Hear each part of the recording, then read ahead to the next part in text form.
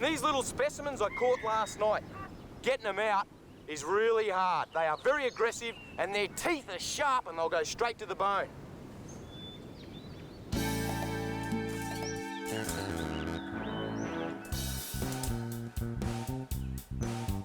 The hard part is getting them by the tail. They bite pretty hard.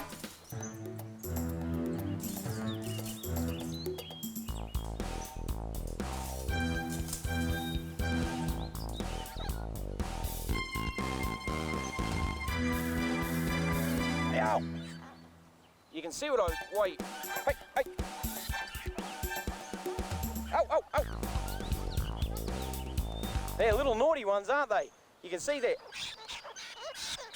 teeth are razor sharp. They tuck their ears in behind their head and they get really cranky.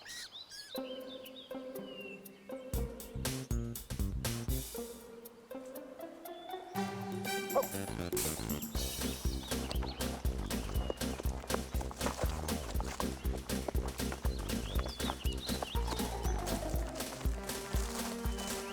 Go, Terri. He's with you.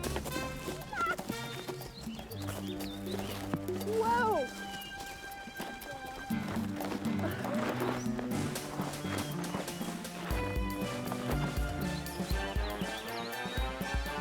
You ready, Terri? Ready? Here we go. Hang on. He's coming your way. Whoa! I can't grab him.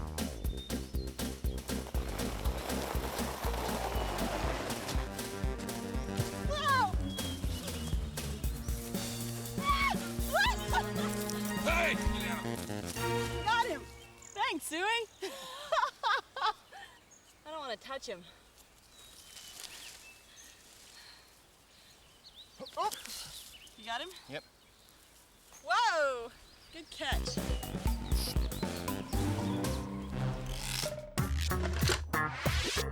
True or false? All the rats in Australia are feral? The answer is false. We've got a lot of native species which are very important for the environment, like the water rat.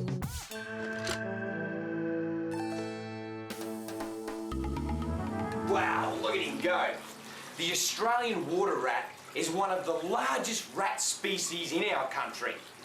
And they're quite a solitary animal. They'll come together to mate and reproduce. And then the female will give birth to up to 8 babies, and she'll suckle her young. Her teats will develop, the babies will attach to the nipples, and they'll get a big drink of milk. Now, the water rat doesn't eat grains like your normal standard rat diet.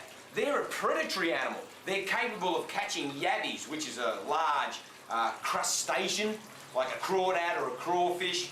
They'll also eat insects, any form of bugs, including spiders, and even scorpions and centipedes.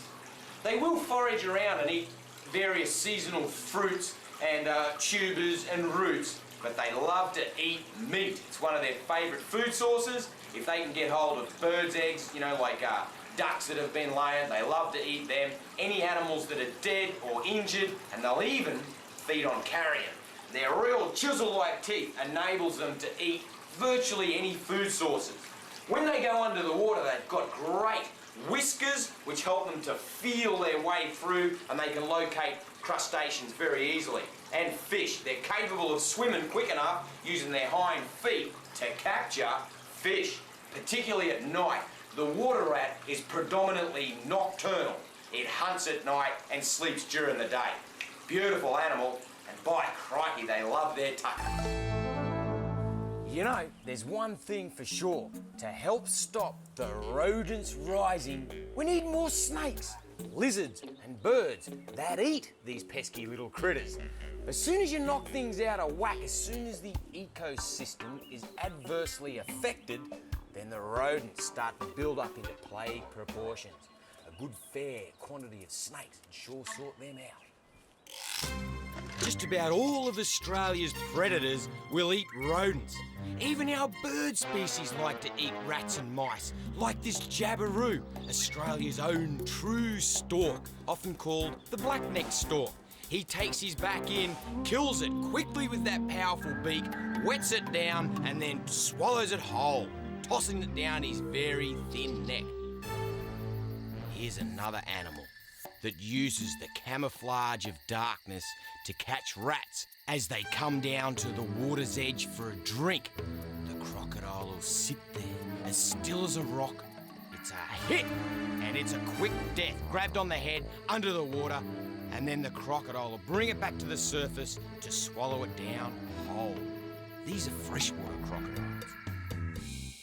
Here's another predator of rodents, the snake. And it's a brown tree snake, a predator of the night. And they are so clever and quick at catching mice that the mouse doesn't even know that it's being stalked. The snake will come in with all its stealth and then strike, hit, envenomate, curl around the mouse, kill it quickly, and then go about engulfing it whole.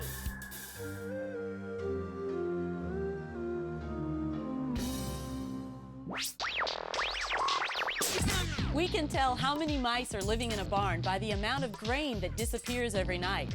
Coming up next, you'll see a barn that loses about 1 ton of grain per night, which means there's over 100,000 mice living inside. And this is how a mouse plague starts. These little blighters grow up to be adults, they propagate, we have this many again, and then again, and then again, and then again. Pretty soon, you've got millions of them running amok and jumping all over the place. Wah! Hey! The man on our land, the farmers, have been tolerating mouse plagues all their life. Inside one grain shed is over 100,000 mice, just hoovering the grain. Outside, in the nearby bushes, the mice are in their millions. They are thick on the ground. You can't take a footstep without standing and squishing mice. They only come out at night. During the day, they flee for cover. They use the camouflage of the night to go into the buildings and raid the grain silos. They'll virtually eat anything that comes within range, even electrical wires. When the mice are disturbed, they jump. They can jump right through the air, and they jump down, and run everywhere. And this is really icky.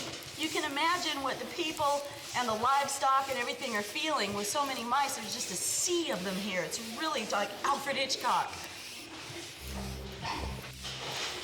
Talk about plague proportions. This is amazing.